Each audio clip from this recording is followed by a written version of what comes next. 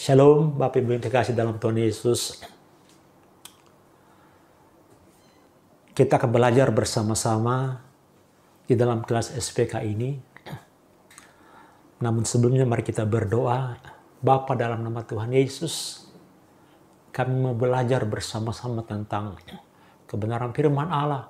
Singkapkan Tuhan Yesus, buka pikiran kami, supaya kami mengerti firman Allah dalam hidup kami, dan kami bisa melakukannya. Kuduskan dan urapi hamba-Mu, dan kami semua yang akan belajar bersama-sama oleh darah Yesus.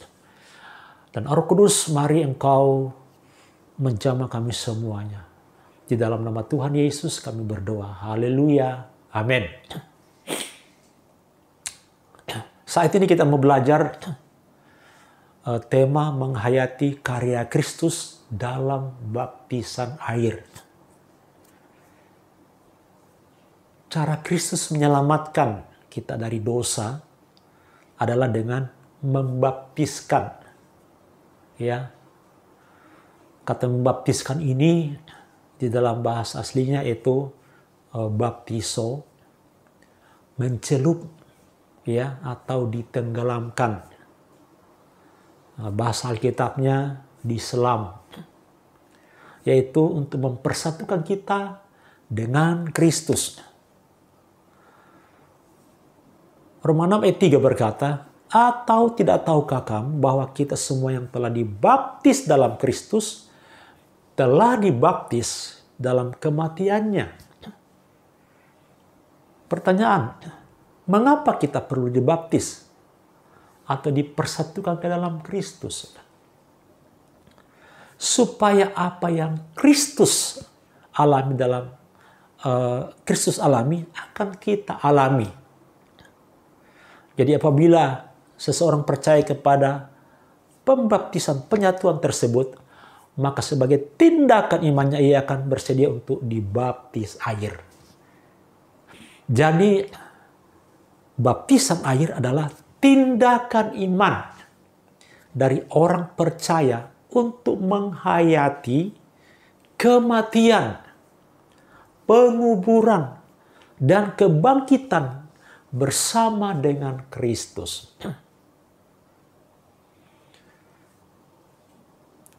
Dalam baptisan air ini kita menghayati 3 hal. Yang pertama, kita menghayati bahwa kita telah mati bersama dengan Kristus. Jadi Kristus mati supaya manusia lama kita mati. Akibatnya tubuh dosa, itu dosa asal atau pabrik dosa kita mati. Dalam Roma 6 ayat yang ke-6. Nah, jadi di dalam baptisan ini kita menghayati ya bahwa kita telah mati. Sebagaimana Kristus mati di kayu salib. Nah, inilah maknanya baptisan lewat karya penebusan Yesus di kayu salib. Yesus naik di kayu salib. Untuk apa? Untuk memikul seluruh dosa manusia. Memikul segala kutuk, pelanggaran, bahkan penyakit kita di dalam tubuhnya. Di atas kayu salib, Yesus disalib. Seluruh hidup kita dipaku di dalam tubuh Yesus. Sehingga kita disebut mati bersama dengan Yesus. Jadi ketika seseorang menerima Yesus, percaya kepada Yesus, dan dibaptis, maka kita sudah mati bersama dengan Kristus. Di atas kayu salib itulah terjadi pertukaran. Yesus mengambil seluruh hidup kita. Hidup yang berdosa, hidup yang terkutuk. Pelanggaran, penyakit kita. Yesus ambil di dalam tubuhnya. Kemudian dia menukarkan dengan hidupnya. Dia menukarkan dengan nyawanya. oleh darah Yesus yang tercurah di kayu salib. Kita dibeli dengan harga lunas. Kita ditebus dengan harga lunas. Jadi kita dibayar dengan lunas. Nah, saat itulah maka kita pindah ke alam yang baru. Dari alam dosa, ya, dari kerajaan kegelapan pindah ke dalam kerajaan Allah. Sehingga kita disebut anak Allah. Kemudian yang kedua, setelah Yesus disalibkan dan mati, Yesus kemudian dikubur. Nah, makna yang kedua dikatakan di sini, kita menghayati bahwa kita telah dikubur bersama dengan Kristus. Kristus dikubur supaya tubuh dosa, pabrik dosa kita dikubur. Sehingga mayat, ya, tersebut tidak mencemarkan hidup baru kita. Jadi itulah makna Yesus dikubur. Dalam Kolose pasal 2 ayat 12 dikatakan di sana, dengan Yesus kita dikubur di dalam baptisan air. Jadi waktu Yesus dikubur 3 hari, itu maknanya waktu kita dikubur dalam baptisan, ya, diselam, maka kita mengambil, ya, keselamatan, pengampunan dosa. Kita dipersatukan dengan kematian Yesus. Jadi hidup lama kita dikubur bersama dengan Yesus di dalam baptisan. Hidup lama kita atau dosa, ya, itu ada 2 bagian. Dosa nenek moyang yang kita bawa dari kandungan rahim ibu kita, dikatakan kita sudah berdosa. Ketika kita di dalam rahim ibu, itu dosa nenek moyang dari Adam dan Hawa. Dan setelah kita lahir, kita berbuat dosa sendiri. Itu namanya dosa perbuatan. Inilah yang Yesus, ya, ambil. Dan waktu Bapak Ibu dan saya dibaptis, maka kita dikubur dalam baptisan bersama dengan Yesus. Kemudian setelah Yesus mati, pada hari yang ketiga dia bangkit. Inilah makna yang ketiga. Menghayati. Kita menghayati bahwa kita telah dibangkitkan bersama dengan Kristus. Di dalam Kolose 2 ayat 12 di sana juga dikatakan, setelah kita dikuburkan, maka dengan dia juga kita dibangkitkan dalam hidup yang baru. Sehingga kita menjadi manusia yang baru. Dikatakan dalam 2 Korintus 5 ayat 17, yang baru sudah datang, yang lama sudah berlalu di dalam baptisan. Jadi ciptaan baru, yaitu roh kita dihidupkan. Mungkin kita bertanya, loh, kok roh kita dihidupkan? Apakah roh kita mati? Iya. Kapan roh kita mati? Kalau kita kembali kepada sejarah firman Tuhan, awal penciptaan, ketika Tuhan menciptakan, ya, manusia Adam bersama istrinya Hawa ditempatkan dalam Taman Firdaus, Taman Eden. Di sana Tuhan memberikan berbagai macam buah, pohon buah-buah. Dan di tengah taman itu Tuhan juga ada satu pohon pengetahuan baik dan jahat. Dan Tuhan berkata, jangan makan ini, karena waktu kamu makan kamu pasti mati. Tapi singkat cerita, ketika Adam dan Hawa makan buah itu tidak mati. Jadi apa yang dimaksud dengan mati? Putus hubungan dengan Tuhan. Nah, jadi ketika kita dibaptis, maka kita dipersatukan kembali dengan Kristus, dengan Yesus Tuhan kita. Kita hidup yang baru. Rohnya yang baru. Roh yang diperbaharui. Sehingga kita disebut lahir baru. Itu awalnya lahir baru. Dan dari situlah proses untuk kita dibentuk untuk mengalami perubahan karakter demi karakter. Menjadi serupa dengan Kristus. Nah, jadi inilah makna baptisan. Jadi kalau orang itu percaya kepada Yesus dan tidak mau dibaptis, maka belum lengkap ya karya penyelamatan itu. Nah, sekarang pertanyaannya, baptisan bagaimana? Ya, karena sekarang ini ada beberapa bentuk baptisan. Ya, ada yang baptis percik bahasa Alkitabnya, baptisan selam, bahkan ada baptisan yang lain dengan memakai benda-benda. Dan banyak orang memperdebatkan ini. Sampai sekarang baptisan ini masih diperdebatkan. Yang benar yang bagaimana? Orang pun bertanya kepada saya, baptisan yang benar bagaimana sih? Saya hanya menjawab, baptisan yang benar, baptisan yang sesuai dengan Alkitab. Yesus memberikan kita contoh dalam Matius pasal 3, ayat 13-17. Ketika dia datang kepada Yohanes di sungai Yordan, Yohanes melihat, Yohanes kaget. Dan berkata, aku nggak layak membaptis engkau. Aku yang perlu dibaptis olehmu. Tapi Yesus berkata demikian.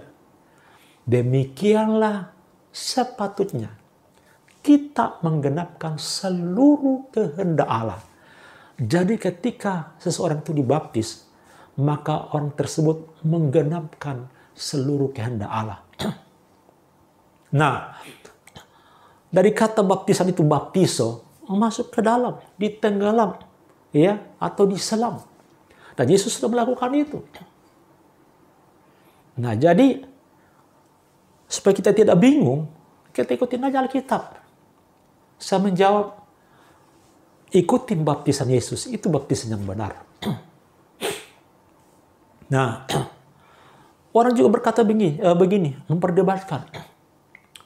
Nah, contoh, ya, tentang baptisan percik dan baptisan selam. Argumennya begini. Baptis percik dan selam kan sama-sama pakai air. Betul. Percik pakai air. Selam pakai air. Tapi maknanya sangat berbeda di sini. Contohnya, apakah menurut saudara cuci muka dan mandi sama maknanya? Kita pasti menjawab beda dong. Cuci muka ya cuci muka, mandi ya seluruh badan. Kalau cuci mukanya muka aja. Kalau saya menjawab demikian, cuci muka dan mandi kan sama-sama pakai air. Betul, sama-sama air. Tapi maknanya pasti berbeda. Cuci muka dan mandi. Saya percaya saudara mengerti hal itu. Contoh yang lain lagi. Ya. Lambang negara kita adalah burung Garuda. Itulah sebetulnya waktu kita upacara, waktu kita sekolah atau dalam pemerintahan, seringkali dinyanyikan lagu ini. Garuda Pancasila, akulah pendukungmu. Apakah saudara berani bernyanyi di tempat umum atau di depan presiden, di depan istana, menyanyikan lagu ini dan menggantikan nama burung yang lain? Katakanlah burung perkutut. Saudara menyanyi, perkutut Pancasila. Saya menanya Bapak Ibu Saudara, ketika saudara menyanyi menggantikan nama burung lain, apakah saudara aman? Saya percaya saudara akan ditangkap dan dicap sebagai PKI. Saudara berkata, loh kenapa saya ditangkap?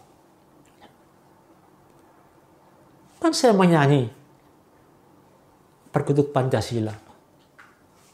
Garuda kan burung. Perkutut kan burung. Apakah jawaban apakah yang kita akan dapat? Dari polisi atau dari hukum? Benar, perkutut burung, garuda burung. Tapi maknanya beda. Garuda, perkutut. Nah, demikian juga dengan baptisan. Ya, benar percik air, selam air, tapi maknanya. Ikutin aja cara Yesus, itu yang benar. Alkitab. Bukan manusia, bukan organisasi, tapi Alkitab. Nah,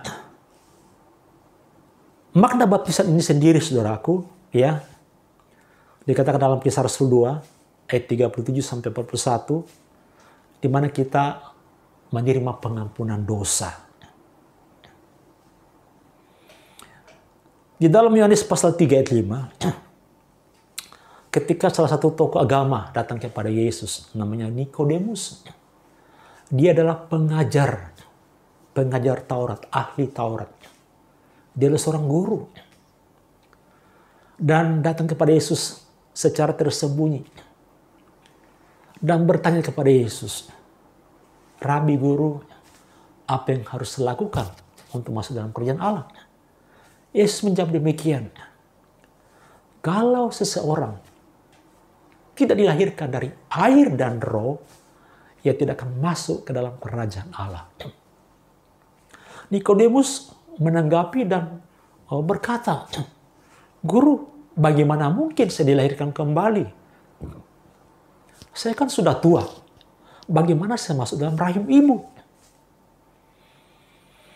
Yesus berkata, Nikodemus, engkau seorang pengajar, tapi engkau tidak mengerti hal ini. Nah, kita melihat, saudaraku, bukan secara lahiriah, tapi secara rohani. Jadi perlu kita dilahirkan dari air, baptisan, dan dari Roh Kudus, menjadi hidup yang baru di dalam Kristus. Nah, jadi itulah langkah awal untuk masuk ke dalam kerajaan Allah. Baptisan air untuk menyatakan kepada Tuhan dan kepada dunia, kepada iblis, buat kita sepenuhnya percaya dan mutlak milik Tuhan Yesus. Memang baptisan air tidak menyelamatkan kita, sebab kita diselamatkan oleh iman. Namun orang beriman pasti rindu dan bersedia dibaptis air. Jadi tidak bisa kalau saudara berkata, yang penting saya percaya. Yang penting saya udah percaya Yesus, cukup sampai di situ. Enggak perlu dibaptis. Tidak bisa. Kata Yesus, demikianlah sepatutnya kita menggenapi seluruh kehendak Bapa. Dan ketika Yesus melakukan itu, habis dibaptis keluar dari sungai Yordan, dari air, maka Yohanes melihat dari langit turun, melihat burung merpati. Itulah Roh Kudus. Lambang Roh Kudus turun kepada Yesus dan terdengar suara dari langit. Inilah anakku yang kukasihi, kepadanya aku berkenan. Jadi kita lihat, saudaraku, ketika Yesus habis dibaptis, dia menggenapkan seluruh kehendak Allah. Maka terdengar suara, inilah anakku yang kukasihi. Jadi saudaraku, kita harus menyerahkan diri kita. Kalau saudara mau percaya Yesus, kalau saudara sudah mengambil keputusan mau percaya Yesus, bahkan sudah dituntun untuk menerima Yesus, maka langkah selanjutnya saudara harus menyerahkan diri untuk dibaptis, lewat baptisan selam. Jadi inilah makna karya daripada penyelamatan Yesus, disalibkan, dikuburkan, dan bangkit. Waktu kita percaya, kita mati bersama Yesus, kemudian dibaptis, dikuburkan dalam kematian Kristus, dan bangkit bersama Yesus lewat kebangkitannya. Maka kita disebut anak Allah. Anak kerajaan Allah. Sudah pindah ke dalam kerajaan Allah. Dan kita berhak memanggil dia Bapa. Dan dia berhak mengakui kita sebagai anak. Biarlah kiranya kebenaran firman Allah ini saudara tangkap, renungkan kebenaran ini. Sebab firman adalah kebenaran yang memerdekakan kita. Tuhan Yesus memberkati kita semuanya. Sampai kita bertemu dalam baptisan air. Saya mau berdoa untuk saudara. Bapa, dalam nama Tuhan Yesus, anak-anakmu sudah mendengarkan kebenaran firman tentang baptisan ini. Allah Roh Kudus meteraikan dalam hati mereka, teguhkan dalam roh mereka, untuk tidak ragu menyerahkan dirinya dibaptis lewat baptisan air, baptisan selam, baptisan kematian, untuk dipersatukan dengan Yesus dan memiliki hidup yang kekal dalam kebangkitan Yesus. Semua keraguan dalam nama Yesus, aku tolak, aku patahkan dalam nama Yesus.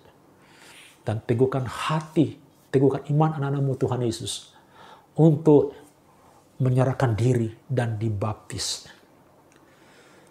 Di dalam nama Bapa, Putra dan Roh Kudus, di dalam nama Mesias Tuhan kita Yesus Kristus. Turunlah damai sejahtera kepada setiap kita yang mendengar firman Tuhan dan melakukannya. Dalam nama Yesus. Yang percaya sama-sama katakan amin. Shalom.